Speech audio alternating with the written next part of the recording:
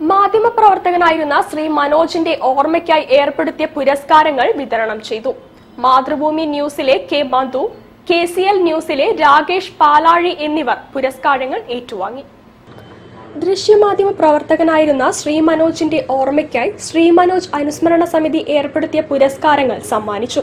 തോട്ടത്തിൽ രവീന്ദ്രൻ MLA-യിൽ നിന്ന് Mathrubhumi news deputy editor K Madhu award ഏറ്റുവാങ്ങി. മാധ്യമപ്രവർത്തകനുള്ള സംസ്ഥാന സർക്കാരിന്റെ പുരസ്കാരം, കർഷക ഭാരതി പുരസ്കാരങ്ങൾ ഉൾപ്പെടെ നിരവധി പുരസ്കാരങ്ങൾ നേടിയിട്ടുണ്ട്. മികച്ച പ്രാദേശിക മാധ്യമപ്രവർത്തകനുള്ള പുരസ്കാരം KCL ന്യൂസ് റിപ്പോർട്ടർ രാകേഷ് പാലാഴിക്കും സമ്മാനിച്ചു.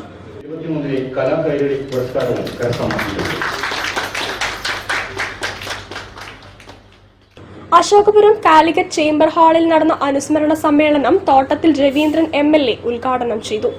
മനോജിനെ സംബന്ധിച്ചിടത്തോളം വളരെ സജീവമായിട്ടുള്ള സാന്നിധ്യമായിരുന്നു.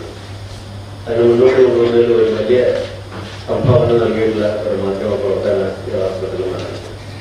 ഇങ്ങനെ എല്ലാ മേഖലകളും എനിക്ക് ഏറ്റവും സന്തോഷം തോന്നിയത് ഈ അനുസ്മരണ സമിതി ഇത്തരം ഒരു ചടങ്ങ് സംഘടിപ്പിച്ചത്. കാരണം ഓർമ്മ നിലനിർത്തണമെങ്കിൽ ഇങ്ങനെ എന്തെങ്കിലും ചെയ്യണം. പേരിന് ഒരു അനുസ്മരണം മറ്റേ പല സ്ഥലത്തും കാണാറുണ്ട്. വേറെ എന്തെങ്കിലും എഴുതുന്നതിലാണ് തുടക്കത്തിൽ ഒരു 2 വാക്ക് പറയുന്നത് പിന്നൊന്നും അയാളൊക്കെ വ്യാപകങ്ങളുണ്ടാകും.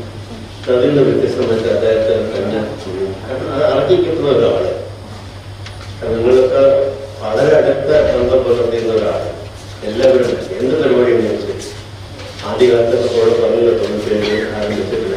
ആ കാലത്തൊന്നും ചാനലൊന്നും ഇനി ഇല്ല.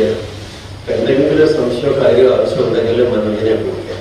മനോജ് എങ്ങനെ പ്രശ്നം ഉണ്ടായിരിക്കാം, അങ്ങനെ കവർ ചെയ്യാൻ പറ്റുമെന്നൊക്കെ ചോദിച്ചാൽ മനോജ് എന്നൊരു പണി കണ്ടെത്തില്ല. P. അനിൽ അധ്യക്ഷനായി.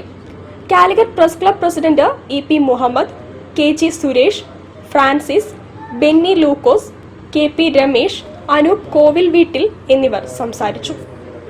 News bureau, Kozhikode. അതിദുർബല പ്രാക്തന ഗോത്ര സമുദായങ്ങൾക്ക്